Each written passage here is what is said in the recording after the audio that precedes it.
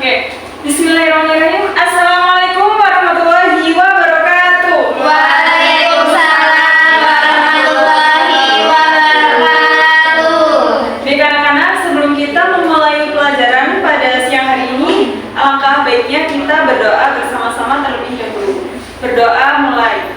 Bismillahirrahmanirrahim.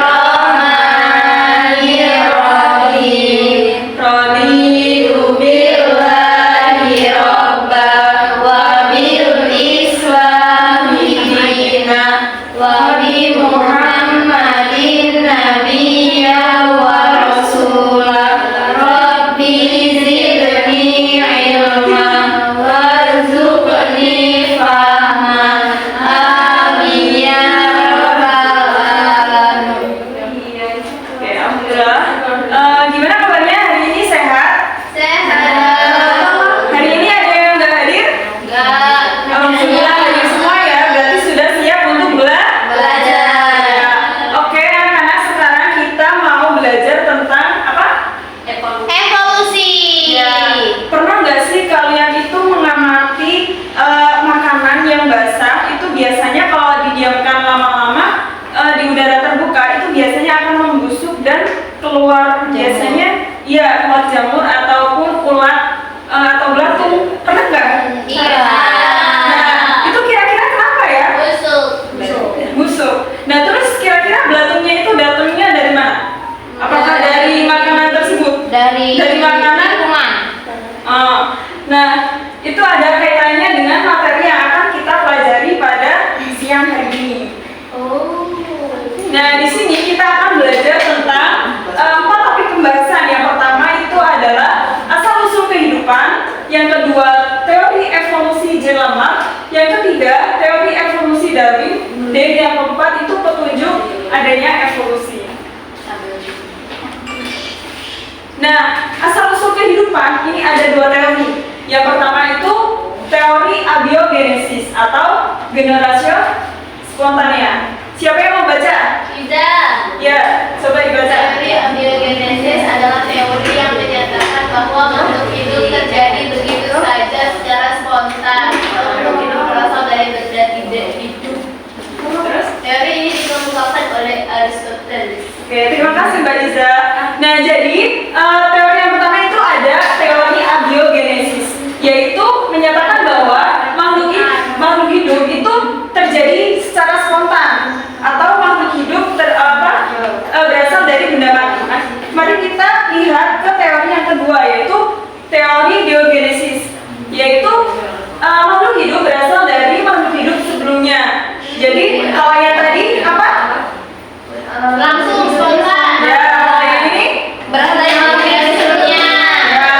Nah, teori biogenesis ini diperkuat oleh beberapa percobaan. Yang pertama itu percobaan yang dilakukan oleh Francesco Redi.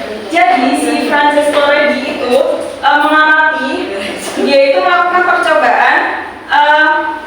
Dia menyiapkan 2 buah toples di mana di dalamnya itu ada daging. Nah, toples yang pertama dia biarkan terbuka, dan toples yang kedua itu dia tutup dengan kain kasa. Hasilnya, setelah beberapa hari kemudian, toples yang terbuka itu terdapat larva ataupun sejenis ulat kecil gitu ya. Nah, terus yang di toples yang ditutup dengan kain kasa ini itu tidak ada organisme. Nah, ini artinya apa?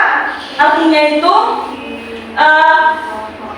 toples yang terbuka itu kan berkontaminasi dengan udara, sehingga mungkin ada serangga atau lalat yang masuk, kemudian lalat itu bertelur di dalam toples yang terbuka tadi, terus dari telur itu menetas menjadi larva.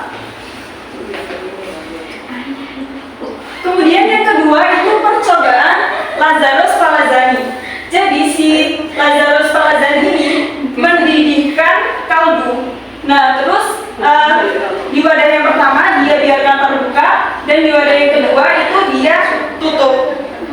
Nah, hasilnya dengan wadah yang terbuka kaldu itu menjadi keruh, dan yang kedua yang di wadah yang tertutup itu tidak terdapat organisme atau kaldunya itu masih jernih. Ini menunjukkan bahwa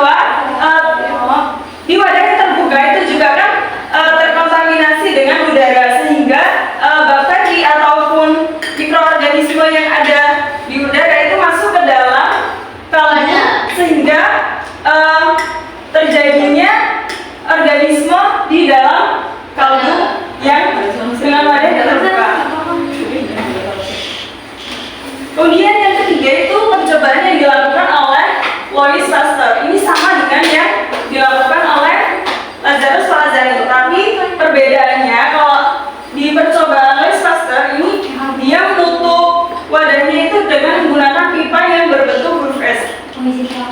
Oh iya, silakan. Nah, terus yang pertama itu wadahnya tetap tegak. Yang kedua dia miringkan sedikit. Hasilnya di kaldu yang dia biarkan wadahnya tetap tegak itu hasilnya kaldunya tetap jernih atau tidak ada mikroorganisme. Sedangkan labu yang dihidangkan itu kaldunya menjadi keruh. Artinya apa? Artinya di labu yang dimiringkan ini dia itu terkontaminasi dengan udara. Jadi udara itu bisa masuk melalui pipa berbentuk huruf S ini, sehingga mengakibatkan adanya mikroorganisme yang terdapat di labu yang dimiringkan. Nah, dari ketiga percobaan tadi muncullah anggapan omno vivum ex ovo, omno ovum ex vivo, yang berarti kehidupan berasal dari telur dan telur berasal dari makhluk hidup. Bahasa mana Bu itu? Bahasa Nah, kemudian teori evolusi gen lama. Ada yang tahu nggak ini perbedaan jerapah? ente panjang. Ya, dalam hal Makan leher. ya. Nah, jadi menurut gen lama ini nenek moyang jerapah itu asalnya berleher pendek.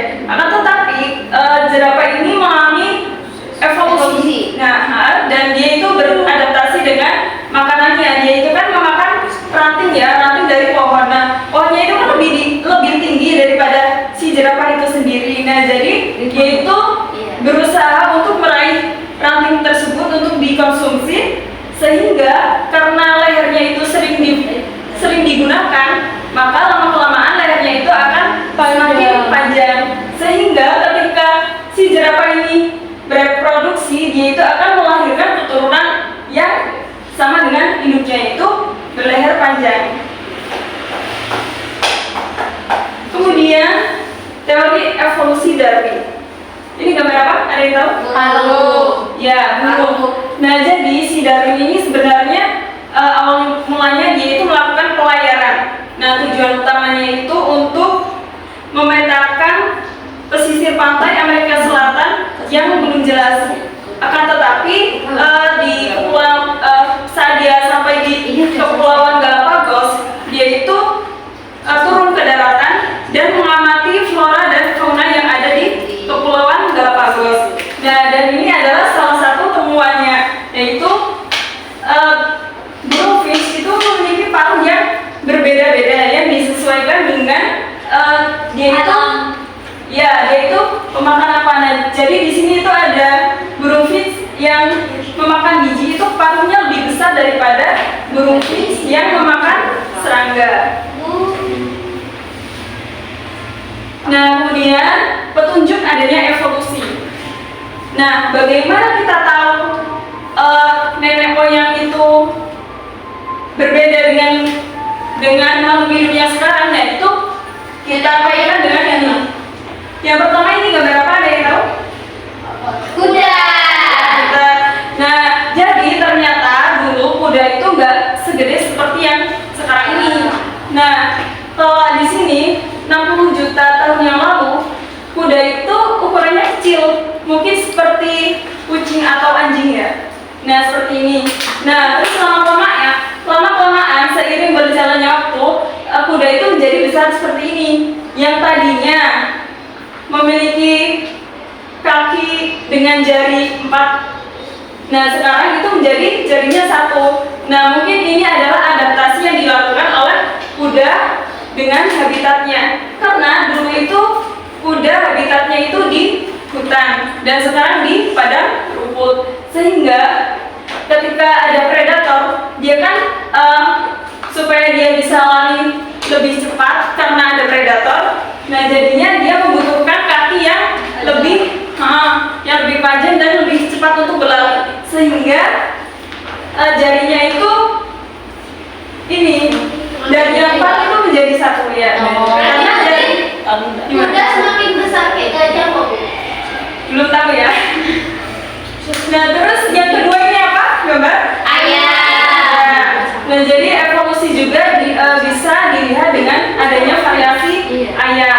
Jadi ayam misal ya ayam babi itu beda dengan ayam yang ada di daerah Bangkalan misal. Nah itu karena apa? Karena itu habitatnya, cara dia makan, apa yang dimakan itu menentukan variasi ayam tersebut. Terus selanjutnya ini ada Kaki.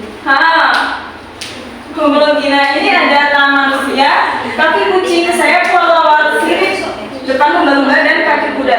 Nah jadi ini kan homologi organ ya, homologi organ tubuh di mana dari kelima gambar ini itu memiliki asal yang sama, tetapi seiring berjalannya waktu itu dia memiliki struktur dan fungsi yang berbeda.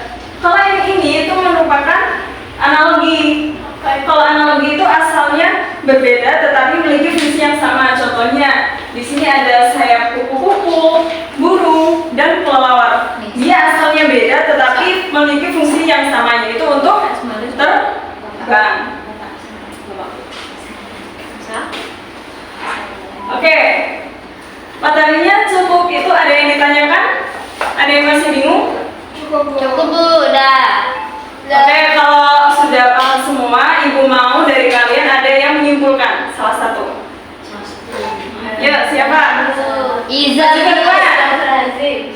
Seingat kalian aja. Iza. Apa ya tadi? Lanjut ya berapa? Ya, boleh. Darwin. Terus apa sebenarnya? Paksa Darwin. Eugenesis. Boleh. Sedapatnya aja ya, Bu? Ya, sedapatnya. Jadi tadi telah dijelaskan tentang materi evolusi teman-teman. Nah, yang adik Iza ingat itu tentang lama sama Darwin Bu. Kalau anak itu tuh menjelaskan kalau dulu jerapah itu asalnya tuh berleher pendek. Nah, karena semakin berkembang dan juga karena dia makan pohon yang rantingnya tinggi, jadi leher jerapah sekarang tuh tinggi. Nah, sedangkan ada juga teori Darwin itu menjelaskan tentang paruh burung finch. Nah, kalau paruh burung finch itu tuh ternyata berbeda-beda. Ada paruhnya disesuaikan dengan cara dia makan, seperti biji atau enggak serangga. Nah, kalau paruh yang berbiji itu paruh burung finch-nya itu tuh besar, sedangkan kalau paruh burung finch yang lebih kecil itu kalau dia makan serangga. Udah Bu. Oke, terima kasih banyak. Oke, sudah jelas ya semuanya ya? Iya. Oke, mengingat waktunya sudah habis, Ibu akan memberikan tugas kepada kalian. Tetapi ini tugasnya itu di luar kelas ya. Jadi nanti kalian membagi menjadi 2 kelompok. Nah, tugasnya itu kalian membuat poster tentang evolusi, dikumpul minggu depan dan dipresentasikan. Baik. Paham? Ibu. Oke, karena waktunya sudah habis, Ibu akhiri ya. Wassalamualaikum warahmatullahi